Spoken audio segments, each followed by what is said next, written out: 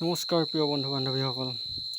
প্ৰয়াত জুবিন গাৰ্গ ডাঙৰীয়ালৈ শ্ৰদ্ধা জনাই তেওঁৰ মৃত্যুত গভীৰ শোক প্ৰকাশ কৰি শ্ৰদ্ধাঞ্জলি অনুষ্ঠান আয়োজন কৰা হৈছে আৰু উক্ত অনুষ্ঠানত অংশগ্ৰহণ কৰিবৰ বাবে আমি উক্ত স্থানলৈ গৈ থকা হৈছে। এয়া চাওক কিমান আঁতৰৰ পৰা এটা সুন্দৰ পৰিৱেশ আৰু চাকি শাৰী শাৰী কৰি বন্তি জ্বলাইছে। আমি গৈ আছোঁ এতিয়া উক্ত স্থানলৈ, আপোনালোকক দেখাই আছোঁ। এয়া দেখা পাইছে অজস্ৰ লোকে ভিৰ কৰিছে সমূহীয়া শ্ৰদ্ধাঞ্জলি অনুষ্ঠানত। এয়া দেখি পাইছে আপোনালোকে অজস্ৰজনৰ ভিৰ ইতিমধ্যে সমাগম হৈছে আৰু অন্য লোকো আহি আছে।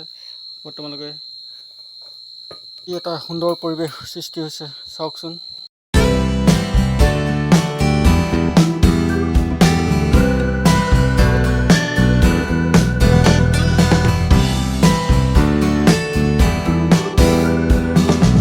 ইতিমধ্যে শ্ৰদ্ধাঞ্জলি অনুষ্ঠান সম্পূৰ্ণ হৈছে আৰু মোৰ পত্নীও আহি পালেহি। এয়া দেখিছে তেওঁ ধূপ ধূনা আৰু চাকি বন্তি এগছ জ্বলাই ভগৱানৰ ওচৰত প্ৰাৰ্থনা কৰিছে যাতে জুবিন গাৰ্গ অমৰ হৈ থাকক আৰু ভগৱানে তেওঁক কুশলে ৰাখক।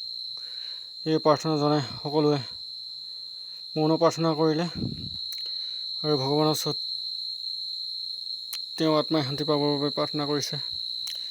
এয়া আপোনালোকে দেখিছে সকলোৱে এক শোকস্তব্ধ পৰিৱেশ চাই লওক। তেওঁ য'তে আছে কুশলে ৰাখক বুলি ভগৱানৰ ওচৰত প্ৰাৰ্থনা জনাইছোঁ। এইপিনে আমি চাকি বন্তি জ্বলাই ঘৰ মৰা হৈছোঁ।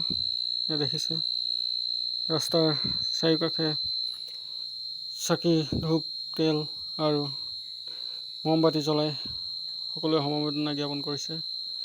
আপোনালোকে জুবিন গাৰ্গৰ মৃত্যুত সমবেদনা জ্ঞাপন কৰি শ্ৰদ্ধাঞ্জলি অনুষ্ঠান পালন কৰিলে নাই জনাবচোন। অতি দুখেৰে আজি এই ব্লগটো বনাবলগীয়া হ'ল।